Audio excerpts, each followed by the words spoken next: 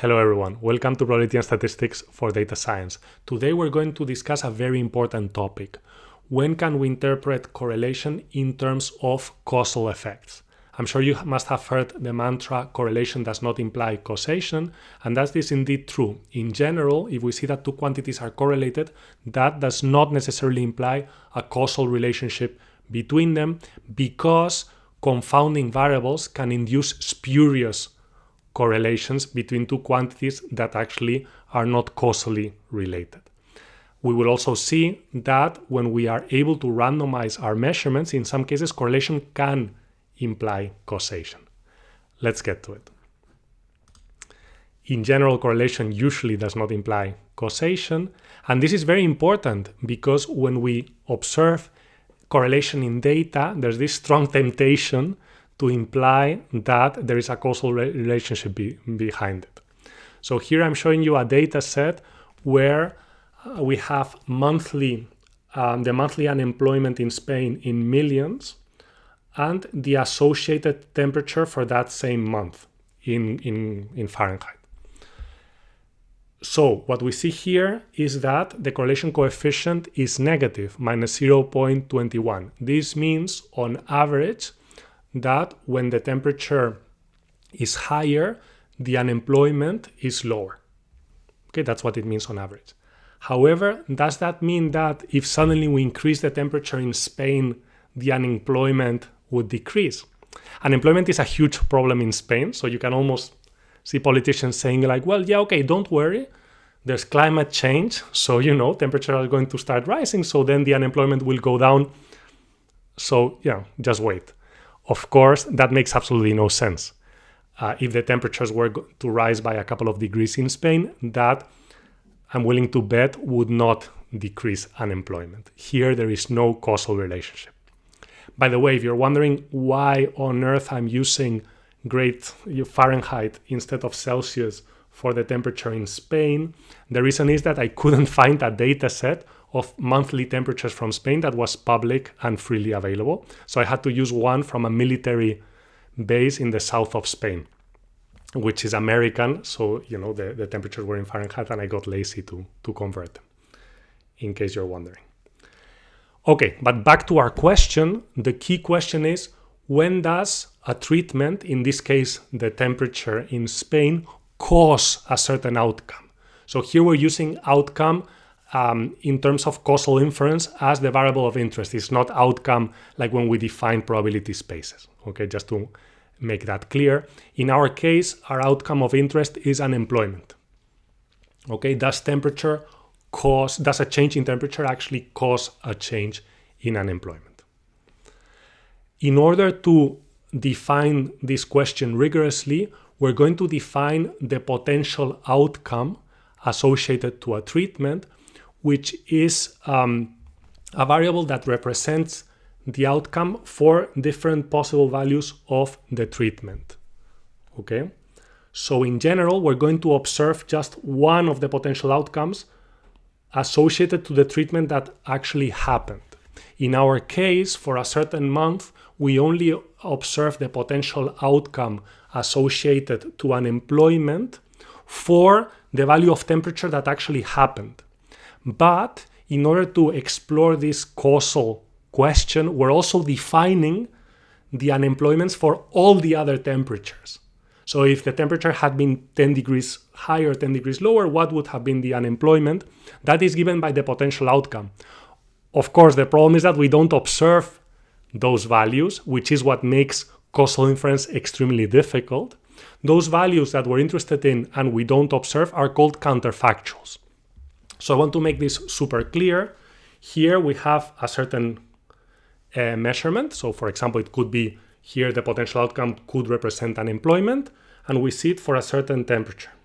But, we're also defining that potential outcome for other possible temperatures. In this case, this is constant. So here, the treatment does not matter at all. If we had changed the treatment, we would have observed exactly the same outcomes. That's why the potential outcome is constant. But this is not necessarily the case, right? In other cases, it could have whatever shape you could imagine, depending on the causal relationship between the treatment and the outcome of interest. And the difficulty is that we actually don't observe most of it. All right, we only observe a single point. We don't know what the unemployment would have been if it had been a bit colder or a bit warmer. Those values that we don't observe are called counterfactuals because they are counter to reality. And the difficulty in causal inference is that we don't observe those counterfactuals. So this would be the potential outcome in another month for another data point where we observe this. And again, observe that here the potential outcome is actually different. This is another data point. It would have been the same if we had had another treatment, but it's different from the first data point. And we only get to observe this guy. Same here again. There's all these counterfactual values that we don't get to observe, which represent what would have happened if there had been another treatment, another temperature. I hope I made that clear. Treatment here is just the variable that we change to see if it produces an effect on our outcome of interest. The reason it's called treatment is that causal inference questions are often about applying a treatment to a patient. And that's why we're using that term.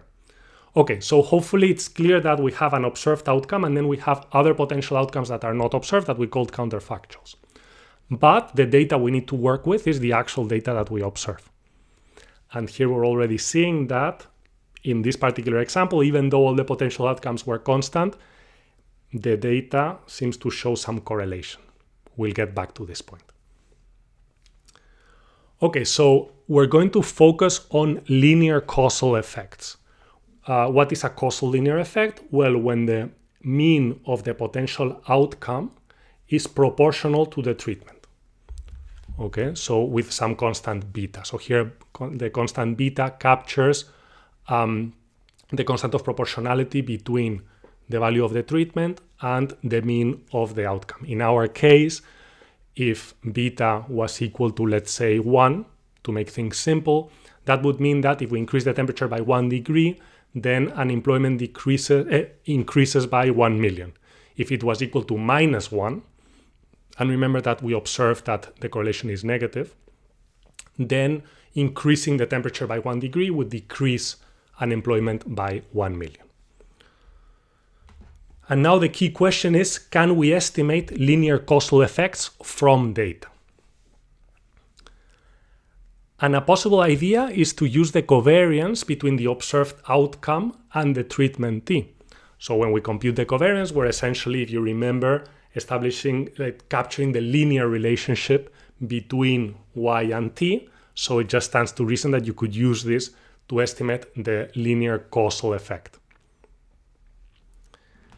In fact, you can do this, but you need the following condition. You need the potential outcome to be independent with the treatment. Notice that this is not the observed outcome. Of course, the observed outcome will not be independent with the treatment. What does it mean for the potential outcome to be independent from the treatment? It means that, I'm going to go back to this picture here.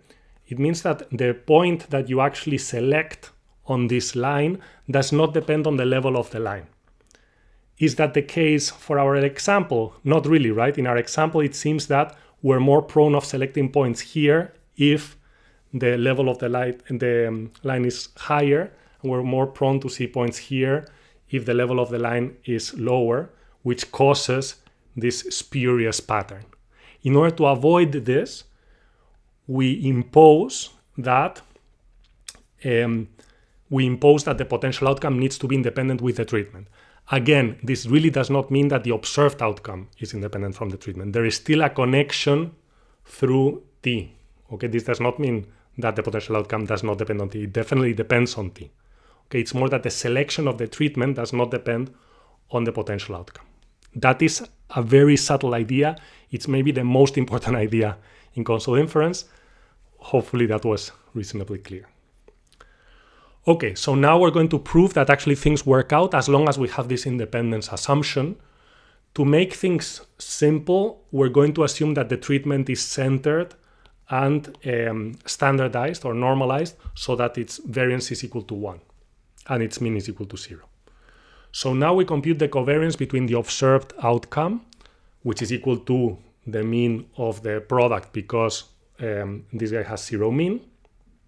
And we're going to apply iterated expectation to compute this, where we condition on t. When we condition on t, this guy is just a constant, right? This part is just a constant, so we can just set it equal to t. And now we have to plug in here the conditional distribution of y given t. Here we're going to assume that y is continuous, otherwise we would be using conditional PMFs instead. The argument would be almost the same. Now, when the treatment is equal to t, y is equal to the potential outcome associated to that value of t. And now, the key step here is that if the potential outcome is independent from t, then here we're left with just the density of the potential outcome. This is the step that breaks when we don't have independence between the treatment and the potential outcome. We'll talk about this in a moment, but that independence is achieved by essentially randomizing the treatment, which is not always possible, unfortunately. But if it is possible, then the density becomes the density of the potential outcome. And what is this? This is just the mean of the potential outcome, right? Because it's y times the density integrated for all possible values with respect to the density of the potential outcome. That's just the mean of the potential outcome. And this guy we have seen, we're assuming that there's a linear relationship between the treatment and the potential outcome. This is just equal to beta t. So the conditional mean function is equal to beta t squared. Now we're going to plug this in here, replacing t by the random variable t. That's how we apply iterated expectation. You can review the video on iterated expectation if you don't remember this. So that we have that the covariance is actually equal to the mean of beta times t squared. This is great because now beta comes out. We have the expected value of t squared. That's just equal to 1. The covariance captures the linear causal relationship between the treatment and the outcome because of this independence assumption. And again, this independence assumption can be achieved by randomizing the treatment, because if you randomize the treatment, it cannot be connected, it cannot be dependent on the potential outcome. Why do we need this independence? Well, here we have clearly not randomized the treatment because when the potential outcome is higher, we select a point here to observe. And when it's lower, we select a point here to observe. Because of that, when we actually only see the points, there's this spurious covariance between the treatment and the observed outcome. If we were randomizing, basically we would see a point here that is random for any of these guys. We would just basically observe like a cloud of points like that, and there would be no spurious correlation. I only have 3 points here, okay? So you have to imagine what would happen if we had more points. If we had more points and we continue sampling here when this is higher and here when this is lower, we're actually going to still see this spurious correlation. But if we are only allowed to decide on which point we sample randomly, then this cannot happen, and we will end up seeing some kind of, cloud like this. We will actually show that these things are uncorrelated. There's no causal effect. Okay, unfortunately, in practice, it is very difficult to randomize. In our example, I cannot go and say, okay, next month, there's going to be this random temperature in Spain. Let's see what the unemployment is like. Forget about it, like in a lot of observational data. But it's still good to know that if you really want a correlation that reflects a linear causal effect, you're going to need to randomize your treatment. Here, in the relationship between unemployment and temperature in Spain, it can actually be explained quite simply, not through a causal relationship, but just by taking a look at the number of tourists. This is color coded, okay? So the color, like if the lighter colored dots show more tourists, the darker colored dots show less tourists. So here you see less tourists, here you see more tourists. When there's more tourists, there is definitely a causal relationship between unemployment, because in Spain a lot of people work in the service industry, and in particular in tourism. Okay, so there is a causal relationship, but it's not with temperature, it's with tourists. One could argue that the tourists come because it's warmer in Spain than in other places, which goes to show that, causality sometimes is a bit tricky to reason about. But the truth is that if we increased the temperature in Spain by several degrees, the unemployment probably would stay the same. Whereas if we increased tourists by 1 million, I can assure you that the unemployment would change. Okay, so here we see that the correlation between unemployment and temperature can be explained in terms of a third variable that we call a confounding variable or confounder, which is producing this correlation between unemployment and temperature. Let's take a look at another example, which is a made-up example where we're going to be able to go deeper into these issues. In this example, we have a guinea pig rescue, and the guinea pigs come in a little bit underweight, and we want to fatten them. And we're going to check whether a nutritional supplement actually helps the guinea pigs to gain more weight. Okay, so first we give the guinea pigs the supplement mixed with food. We wait for a week, and we actually measure how much supplement each of the guinea pigs ate, and we measure how much their weight changed. And what we see is that the guinea pigs that ate more supplement gain more weight. So we say, it seems like the supplement helps. But then we say, okay, let's wait another week. And then that week, for some reason, and the covariance is 0.8, so there seems to be a linear relationship here. Now we wait for another week and we repeat the experiment, but for some reason, the person in charge of feeding the guinea pigs decides to give them the supplement after the food instead of at the same time as the food. And now we see a negative correlation. So now the covariance is minus 0.8, exactly the opposite effect. This is very strange. Okay, it seems that the guinea pigs that eat more supplement gain less weight. Here the weight is centered, so that's why we see. Actually, this is weight change, and it is centered. So basically, I'm just saying, like, the guinea pigs are not. In case you're worried about the guinea pigs, you can assume that they're all gaining weight, but this is centered. So the ones that this is getting a bit surrealistic. The ones that have this negative weight change are just the ones that are gaining less weight. Anyways, we see exactly the opposite effect. So then we go back, to a statistics book. We read, we see, you need to randomize the treatment. So painstakingly, because realize this is going to be a bit complicated, you ensure that each guinea pig eats a random amount of supplement. And when that happens, boom, you see that there is zero correlation. Okay, zero covariance between the weight change and the supplement. So what is going on here? What is going on here is that there's a confounder, just in the case of the real data between unemployment and temperature. Here the confounder is the actual food intake of the guinea pigs. By the way, I didn't explain this at the beginning. I imagine you know what a guinea pig is, right? It's like a big hamster, like this. And in fact, you can adopt them. I have some friends who adopted too. You have to adopt them in pairs because otherwise they get super sad or something. So, this is a made-up example, but, it has a little bit of inspiration in reality. Okay, so when we look at how much food each guinea pig ate, this is not the supplement, it's the actual food that they're being fed anyways. When the supplement is mixed with the food, the guinea pigs that eat more supplement also eat more food, and that's why they're gaining more weight, because they're eating more food. So there's this spurious correlation between the weight and the supplement, which is because they're connected through the food intake. Guinea pigs that eat more supplement eat more food, so they gain more weight. But that doesn't mean that there's a causal relationship between the supplement and the weight change. When the guinea pigs are given the supplement after the food, what happens is that the ones that have eaten more food are already full, they don't want to eat anything else.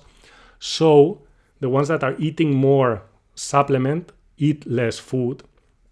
Okay, as you see here. So the other way around, sorry. The ones that eat less supplement are eating more food. The ones that eat more supplement are eating less food. You see it from the color bar here. So the ones that are eating more supplement, because they eat less food, they gain less weight. So there's this spurious correlation between supplement and weight change. In this case, it is negative. Now, when we randomize how much supplement each guinea pig has, food intake and the supplement can no longer be related. This is what happens in the randomized case. Why? Because we're not using the information about food intake, we're just choosing the supplement randomly. This makes them independent. So you can see that for a certain value of supplement intake, some guinea pigs eat more, some guinea pigs eat less, some guinea pigs eat more. The ones that eat more have more weight change, the ones that eat less have less weight change, but there's no systematic difference based on the supplement. There is no spurious correlation between the supplement and the weight change, so we correctly see that there is no linear causal effect between the supplement and the weight change thanks to the randomization. But again, randomization is very costly. Imagine having to go and feed like a random quantity of food over a week to each of the guinea pigs. And this, of course, it's a cartoon example, but it's true in general. It's very costly to set up properly randomized experiments. And in some observational data, like the unemployment data, it's just impossible. So more mathematically here, what we're seeing is that the potential outcome depends not only on the treatment, it also depends on a confounder C. Okay, so we have a very similar model to before, where the observed outcome is whatever potential outcome is associated to it, but for the particular values that we're observing. So if the treatment is equal to T and the confounder is equal to C, then that is the potential outcome that we're going to see.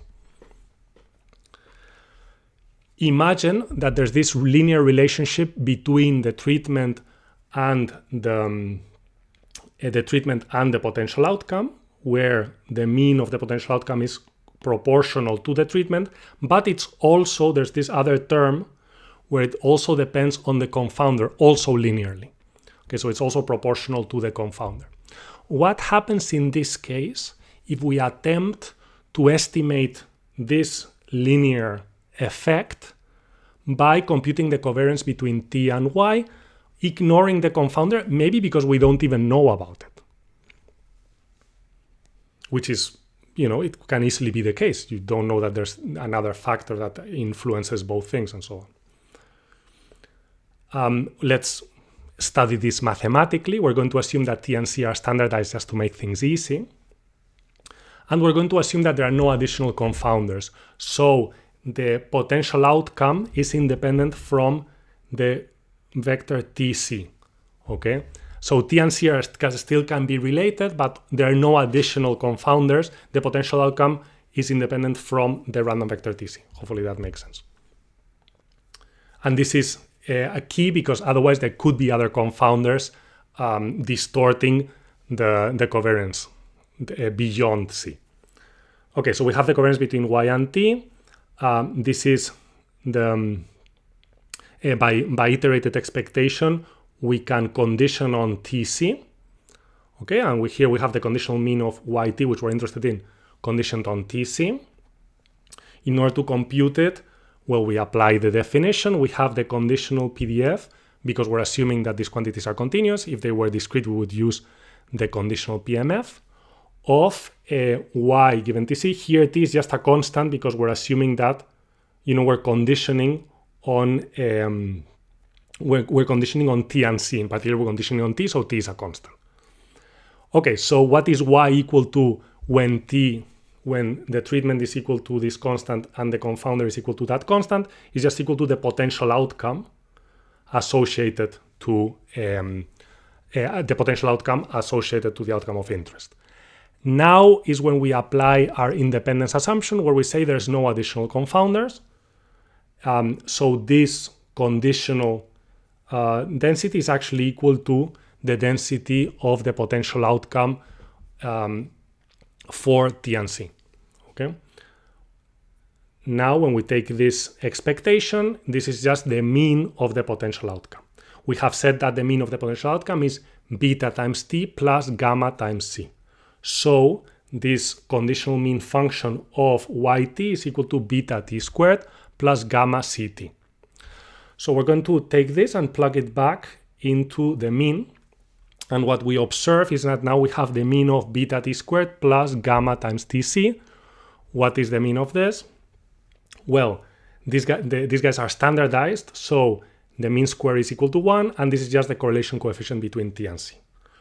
So what we see is that the covariance is equal to this constant of proportionality, which is what we want to estimate, but there is this distorting factor, which is driven by the correlation coefficient between t and c, and this constant gamma. So of course, if gamma is 0, which means that the confounder has no effect on the outcome, we don't care. This confounder is not going to bother us. And if the correlation between the treatment and the confounder is 0, which is achieved, for example, by randomizing the treatment, then we also don't care. So our previous result still holds when we have randomization. But if the confounder does affect the outcome and there is correlation between the treatment and the confounder, this produces a spurious correlation between the observed outcome and the treatment. And that is problematic because then the covariance between the outcome and the treatment is no longer an estimate that we can trust about the causal linear effect. Let's take a look at our example with the guinea pigs. Here our treatment T was the supplement intake, our confounder C is the food intake, and our potential outcome is the weight change associated to a particular supplement intake and food intake. And what we've seen is that it doesn't depend on the supplement, it only depends on the food. So we're going to say, for example, that the mean of the potential outcome is proportional to the food they eat, okay, which makes sense. Great. So now the question is, does the covariance between the observed weight change and the supplement reflect the actual causal relationship between the weight change and the supplement? No, because when we apply the result that we have just proved, you see that the covariance is actually going to be equal to the correlation coefficient between T and C, because here gamma is equal to 1. So, as we had discussed before more intuitively, if it turns out that the confounder and the treatment are positively correlated, then we're going to see a positive correlation because of that between the treatment and the potential outcome, which is not, and the observed outcome, which is not due to a causal effect. It's just caused by the correlation between the treatment and the confounder. We're going to assume, so you can see some distributions, that T and C are jointly Gaussian. So for the supplement mixed with the food, the correlation coefficient we're going to assume is 0.8 between the treatment and the confounder, between the supplement and the food they eat, because they eat the food and the supplement together. This is what the distribution between food intake and the supplement looks like if we assume Gaussianity. See, very correlated. If you compute what the distribution is between Y and T, you will see that the covariance is 0.8. We already proved this. If you assume that the potential outcome is Gaussian, once you know that the mean is C and has unit variance, then this is the distribution that you're going to observe due to this covariance. Okay, so there's a spurious correlation between the weight change and the supplement intake, and in fact the data that I showed you before were just samples from this distribution. Okay, this is how I simulated the data. What if we have negative correlation? Again, we assume that the variables are jointly Gaussian. Now we see this negative correlation between the supplement intake and the food intake. Now when we look at the weight change, at the potential outcome that we're actually interested in, and its connection with the treatment, then there's this spurious negative correlation because, as we have proved, the correlation is equal to the correlation coefficient between the treatment and the confounder. So this is completely driven by the confounder. It's equal to minus 0.8. Okay, and this is how I generated the data that I showed you before. Again, the pigs that are eating less supplement are eating more food, and that's why they have more weight change. That's why we see this negative correlation, not because of a causal relationship. And finally, if we manage to randomize, then what happens? Then you see that the food intake and the supplement are uncorrelated. As a result, the treatment and the weight change are also uncorrelated. Here again, assuming Gaussian distributions all along so that we can actually draw the distributions. And this is how I sampled the data for the example. Okay, so what have we learned? We have learned that correlation does not imply causation. We have learned that if the treatment is randomized, then we can estimate linear causal effects from correlation. And we have observed that if the treatment is not randomized, then unobserved confounders can completely distort the observed correlation between the treatment and the outcome of interest, producing spurious correlations. And that's all I got. Thank you very much.